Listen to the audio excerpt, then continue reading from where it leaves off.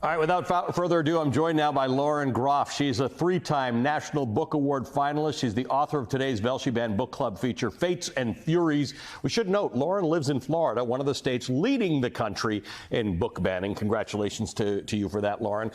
Thank you for being with us. It's a privilege to have you here. I want to get right into the book. I want to talk about the structure of Fates and Furies. In starting with Lotto's story, you give him something of a leg up with the reader. He's privileged both in and out of the book. Talk to me about writing from these two perspectives. What inspired you to use that kind of device? Well, in truth, I actually wanted to write two separate novels, completely different novels that you could read back and forth, sort of like Evan S. Connell's Mr. Bridge and Mrs. Bridge, which are great modernist books from America. But of course, when I finally gave my two separate books to my agent, he read them and said, "Oh no, this is a marriage." And then he did this very adorable thing. He pushed the books together and he said, "It's a marriage, right? Two individuals within one cover." So I had to rewrite the book completely, but he was absolutely correct, because it became, with this new structure, a book about the multiplicity of perspective, and the way that stories are told, and the way that every story has 100 different ways to tell it, and because I wanted to talk about privilege in some ways, and power, and the way that I think some people who have privilege and power don't necessarily understand what they have. Yes, until you see it starkly portrayed, it's hard to understand that. Let me read a short passage from the book. The wife is the dramaturg of the marriage, the one whose work is essential to what is produced, even if her contributions are never directly recognized. There is glory in this role. My wife, Matilda, for instance, gave up her job years ago to make mine run more smoothly. She loves to cook and clean and edit my work. It makes her happy to do these things. Talk to me about that, the feedback on that passage. Well, of course, it's Lotto speaking, and he is in front of a group of people, and he's trying to praise his wife for doing all these things for him. But of course, she has her own internal life. She has her own ideas. She's an artist herself. And it was incredibly offensive to her that he would diminish her existence to sort of a supportive role. And it sort of indicated how he took her for granted, as so many people did. And in one of the models for this marriage were Vladimir and Vera Nabokov, who, Vera was brilliant also, but she really was the handmaiden to Vladimir's work. Matilda in the book is the Fury that's referenced in the title. Is that good or evil, and does it matter?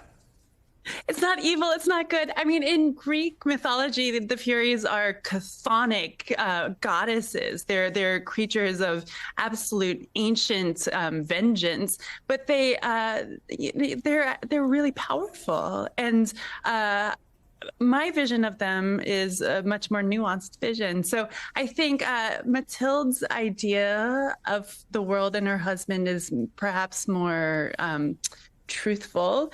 And she's a bit more pragmatic about the world and the way that she can act in it than he is. We have on this book club addressed the power of modern adaptations of other books. Margaret Atwood's Hag's Seat is a modern retelling of Shakespeare's The Tempest, which was banned in Arizona. Fates and Furies is not a directed adaptation of any particular Greek myth, but there are many allusions and many direct references in the books to the genre. Talk to me about why you thought it important to look at classic literature through a modern lens. Well, classic literature is so extraordinary, right? Because it's really the roots of the storytelling that we have from the contemporary day. And one of the things that I love so deeply about classical drama, classical mythology, is the idea of multiple layers of time happening all together at the same time, right? So in, say, a Homeric ode, something like the Odyssey or the Iliad, we have God time, which is different from mortal time, right? Of course, the gods linger for a much longer period of time. And I love this duality of time, because it actually, when the reader is reading along in their own contemporary moment, there's this third layer that's happening as well.